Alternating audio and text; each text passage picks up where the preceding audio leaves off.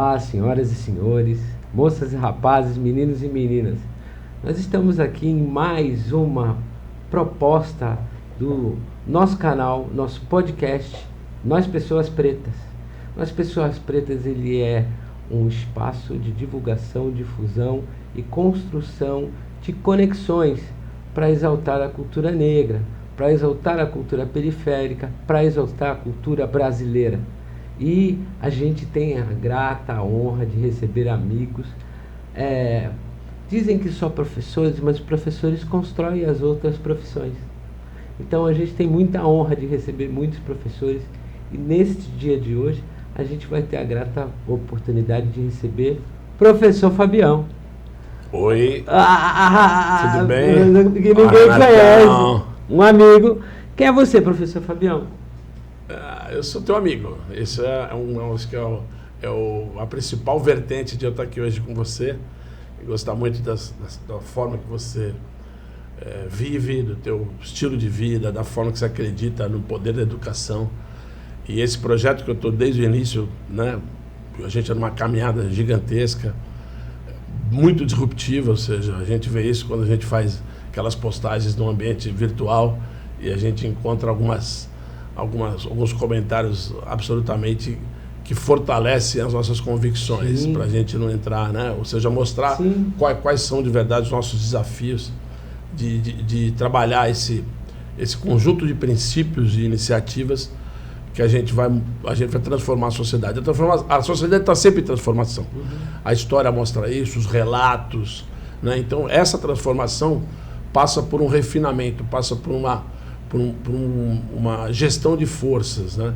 Porque é uma resultante de verdade. O que acontece e o que fica na história é essa resultante de forças. Então, hoje eu estou aqui com você muito feliz de a gente estar dando cada momento um passo numa direção que eu acredito muito, que é eu vou usar a palavra que está meio fora de moda, mas eu adoro, que é uma escola democratizante, uma escola, sabe, a gente vive num país democrático, onde você sabe quais são as conjunturas da formação dos... Há uma liberdade de pensamento democrático, né? Exatamente. Eu ia falar não, porque a nossa democracia pressupõe partidos políticos ainda. E esses partidos, dentro da pluralidade, você sabe o que aconteceu. A gente vai falar isso durante o processo de formação política da Escola Preta, para a gente ter essa juventude qualificada, para a gente ter a sensação de passar o bastão, né? Eu gosto muito dessa metáfora de como se fosse uma caminhada, uma corrida. A gente vai perdendo o tônus muscular, a gente vai perdendo um pouco de energia quando vai ficando mais velho, mas vai ganhando calma, tranquilidade, sapiência para lidar de formas diferentes. Então, essa junção dos jovens que a gente está trabalhando na Escola Preta com os colegas de todas as faixas etárias, jovens egressos da universidade, com uma vivência que são do time da Escola Preta, e professores como eu, com mais de quase 40 anos de carreira docente formal. Então, acho que é esse blend, essa mistura, esse cadinho que você está abrindo, né?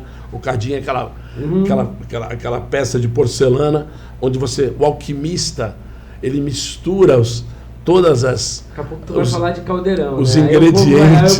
Aí o povo vai querer... Todos os ingredientes para gerar esse produto final, esse produto, essa mescla de interações que a gente vai ter na Escola Preta. Em que território você está percebendo isso? Território, eu digo o território não só físico, como o território digital. Como é que você está percebendo esse tipo de discussão que a gente está levantando nesses dois territórios? Eu acho que a gente não precisa dissociar. Eu entendi a tua pergunta. Quando eu falo de território, eu falo de verdade eu gosto muito de trazer para a parte física, que é onde as pessoas me veem saindo hoje com essa blusa para vir no teu programa, ou seja, uma blusa que eu coloquei para vir no teu programa. Tem pompa e circunstância. Quando a gente interage com as pessoas do nosso da nossa área de convívio mais próxima, do nosso bairro, da nossa comunidade, da nossa quebrada. Então, esse para mim, o território, eu sempre conto essa história, porque os meus filhos já estão com 33 e 29 anos, e não tem uma vez que eu passe com eles na porta do Hospital Santa Casa, aqui em Santos, e não fale para eles, olha, eles vão falar, a gente já sabe que você nasceu aí. Então, assim, essa valorização da tua história, do teu território, de você conhecer o cidadão que tem como é que fala? O carrinho de pastel na esquina da tua casa. O padeiro, o jornaleiro. As meninas da equipe de limpeza, as margaridas sim. da equipe de limpeza. Então, é esse conceito de território que eu gosto. Essa troca. Bom dia, Fabião, e aí? Tá de blusa? E aí, qual que é a boa hoje? Né? Então, assim, é esse tipo de convivência, esse tipo de construção, me parece ser o grande fortalecimento de uma comunidade. A grande identidade, a diversidade eu saio da minha esquina, tem a pastelaria do chinês. Então, o chinês está lá atrás e falou, professor, tudo bem? Eu falo, ô, Tcheinara. Então, esse tipo de troca me parece ser um antídoto contra essa normose, essa doença da normalidade que as pessoas estão, essa indiferença e, o pior do que tudo, essa agressão, né?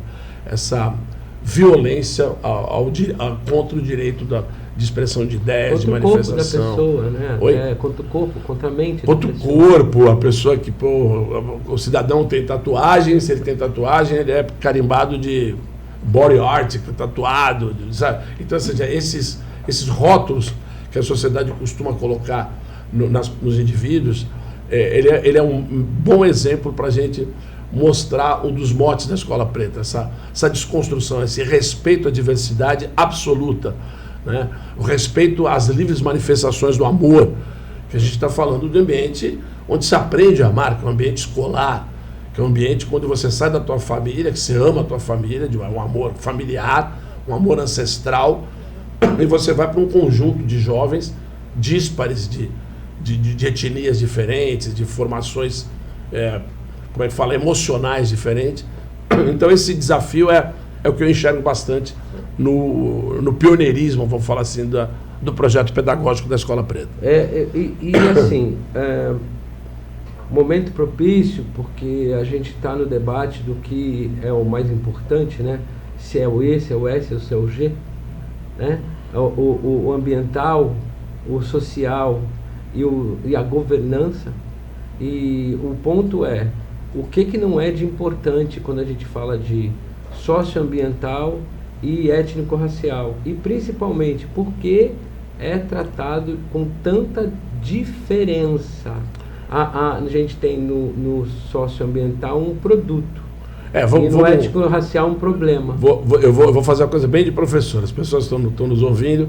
O Renato, ele acabou de falar uma sigla que é em inglês, que é ESG, né?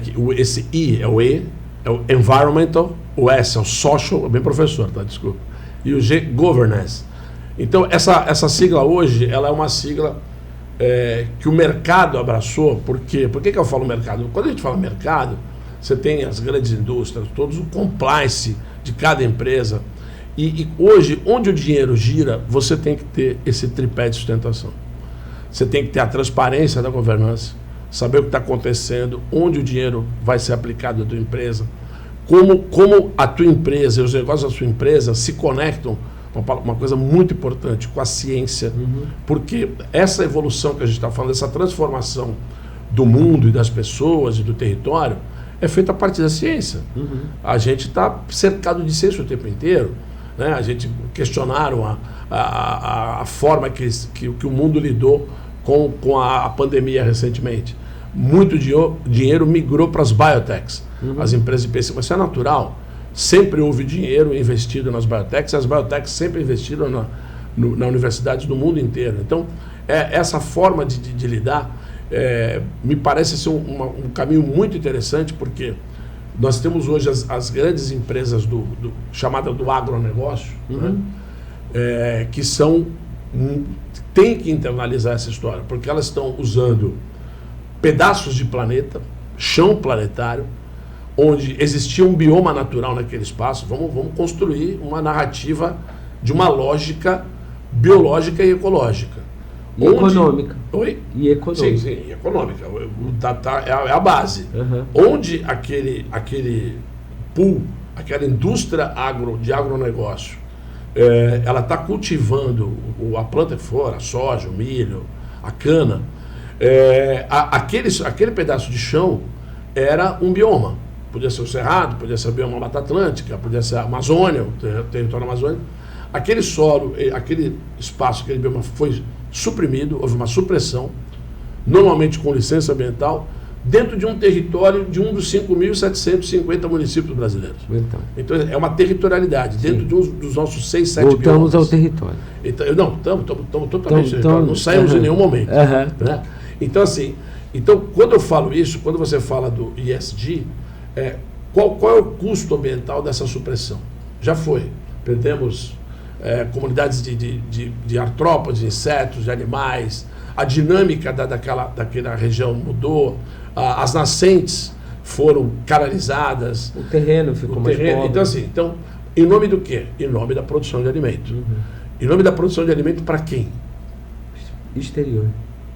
Então, não, porque você me pediu para a gente ir comentando, falando dentro de uma lógica, território, o que a notícia do mundo, que para mim é recorrente, que mais me incomoda, que mais me impacta, e eu vou conectar a nossa fala de território com essa notícia. Certo. Para mim, a notícia do mundo que mais me incomoda ainda é a fome. Ou seja, os locais onde a fome é a marca dessas pessoas que vivem ali naquele território. Particularmente em África, seguramente. Então, assim, essa palavra, para mim, ela mostra o nível de... Eu não vou usar a palavra pesada, chamada insanidade ou insanidade humana, talvez na sanha do mundo econômico.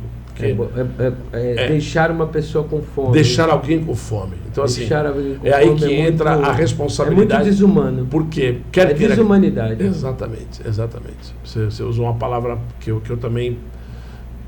Ela dói. Cada vez que eu escuto essa palavra, ou seja, a pessoa, se ela desumana, ela animaliza.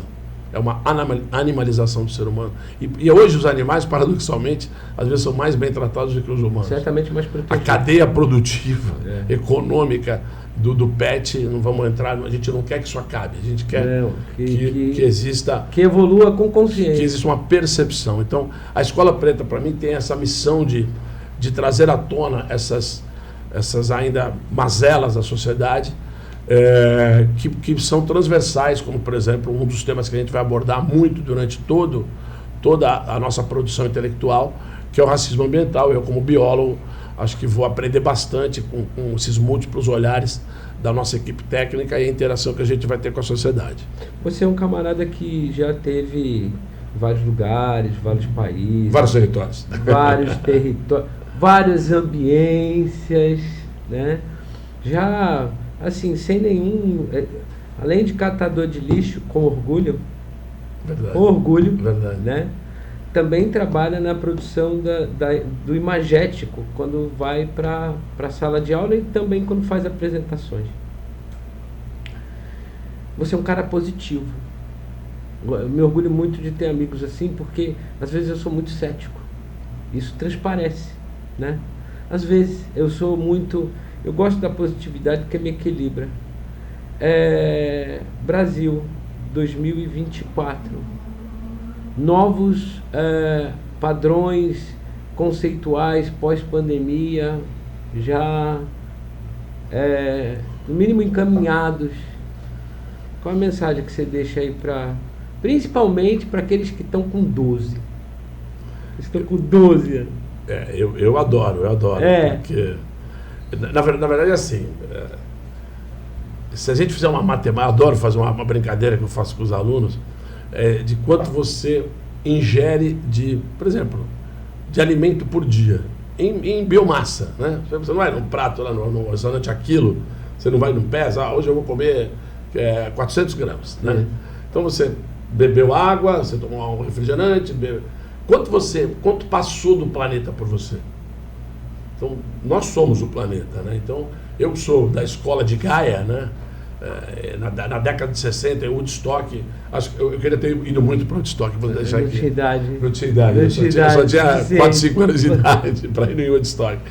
Porque, eu estou falando isso porque essa percepção que nós somos o planeta, de verdade, esses 8 bilhões de seres humanos, a primeira coisa que a Escola Preta vai fazer com a discussão do tema na nossa equipe técnica é para que as pessoas entendam que o planeta não foi feito para nós. Nós somos hoje a espécie dominante nessa última temporada planetária muito recente. Muito 15 minutos do mundo. Eu tô falando, talvez menos. Eu estou falando isso porque outro dia eu estava conversando numa mesa com os amigos e o meu pai de 1939, ou seja, está com 83, 84 anos vai fazer, ele fala, filho, quando eu era criança não existia carros nas ruas. O cara tem 84 anos, ou seja, quantos carros tinham em Santos, por exemplo, são nas capitais? Nada, o carro vinha de fora, não existia indústria automobilística. Os carros vinham de navio para cá. Chegava aqui no Porto de Santos, era uma festa para receber um carro. Então, assim, eu estou falando isso porque o carro virou um objeto do desejo, um símbolo de status, um veículo de agilizar a economia do planeta. É o carro. Hoje, a gente não precisa nem mais de carro. Porque hoje o que existe é um mercado digital onde você, através das plataformas digitais, você compra o que você deseja, você pesquisa imediatamente 3, 4 portais, você compra o que você quer e vem trazer na sua porta, que foi potencializado com a pandemia, que é o famoso delivery. Então, ou seja, hoje, por exemplo, eu, aos 58 anos, posso falar que não tenho carro. Uhum. E para mim, como biólogo, é uma super conquista. Sim. Eu não tenho carro porque existe um sistema de transporte público e coletivo na cidade que eu moro, que é Santos, muito eficiente. Quando existe uma necessidade, eu posso pegar um transporte, os chamados aplicativos que se desenvolveram, ou os táxis. Então, ou seja, lidar com as transformações do planeta vem ao encontro do que você acabou de falar. Então, ou seja, a Escola Preta, ela vai discutir o recorte. 2023, acabou agora, dezembro, vai acabar. 2024, a esperança de 2025, o planejamento de longo prazo, que eu adoro fazer isso, sabe, planejamento de longo prazo. Então, com jovens, eles fazem um desenho eles começam a perceber essa temporalidade do jovem, que tem um imediatismo, sim, tem uma coisa isso é muito bacana. E aí sim, atendendo a demanda dos dados que nós temos já, da Escola Preta, que já pode divulgar publicamente. Pode divulgar. Que os jovens que já se associaram em grêmios nas suas escolas, né, os centros acadêmicos, os diretórios acadêmicos, e nas escolas, os grêmios, que uma das palavras-chave para os jovens dos grêmios é o empreendedorismo. Sim. Eles querem empreender. Então, para mim, esse é um momento Brasil muito rico, cumulativo, de uma série de acertos. Posso registrar tranquilamente como o maior acerto político da história do Brasil foi carimbar 25% do dinheiro público para a educação. Eu acho que um país em construção como o nosso, um país jovem como o nosso, ele precisa sim desse valor, né? Então a gente está num momento... Precisa sair do teto de gasto também, mas essa gestão, simbolicamente, não, isso foi uma conquista. Os 20 que não do é 20 brasileiro. Até mais da saúde, os 25 da educação são... Os 25 da educação. Falta os 2 da cultura. Essa qualificação, ainda tem que ouvir alguns gestores falando que o problema é a gestão, ou seja, dinheiro tem, eu já ouvi essas histórias, me incomoda. E, na verdade, o problema é a gestão, né? Concordo com isso, mas só que a gente pode contribuir muito com essa gestão. Sim. Com a nossa disruptividade, com a nossa... Não somos atacantes nem inimigos de ninguém. Na verdade, a construtividade, ela passa por um diálogo para saber onde está o problema. Porque essa construção do novo que se propõe a Escola Preta, ela precisa de muita escuta, muita interação e muito respeito ao que já aconteceu. Sim. Então, que do ponto de vista estratégico, se a gente fosse montar aqui uma estratégia chama todo mundo da Escola Preta e a gente falar, no nosso território, esse aqui, tem quantas unidades escolares públicas, municipais, estaduais, federais e tal? Como é que está essa interação? Como é que tá? A gente também vai potencializar isso. A gente vai a dinamizar Uma ciranda, exatamente. Uma ciranda. É uma grande ciranda. Fabião, nós temos um tempo limitado no momento agora. Eu gostaria de dizer para você que foi uma tremenda honra a sua presença aqui. Você me chama que eu venho. Na verdade, você está dentro, você sabe disso. Sim, sim. E a gente tem que anunciar que a Escola Preta vem aí com novidades. Esperem para setembro, esperem em outubro, novembro então nem digo. E a gente vai estar junto nessa pegada. Muito obrigado a todos os patrocinadores, ImpactaCast, que é a nossa casa, para vocês. Muito obrigado. E Fabião, dá um oi final pro povo aí. É oi ou tchau? Não, é um oi, porque... Pessoal, oi, tá mandando. Mas é uma honra, eu tô aqui totalmente disponível para a gente interagir e a gente construir esse sonho coletivo da Escola Preta, que acho que vai ser uma grande referência na educação brasileira contemporânea. Pouco audacioso. Audacioso! Beijo, valeu. Abraço, fica com Deus, Fabião. Parabéns, Renatão. É isso. Saúde!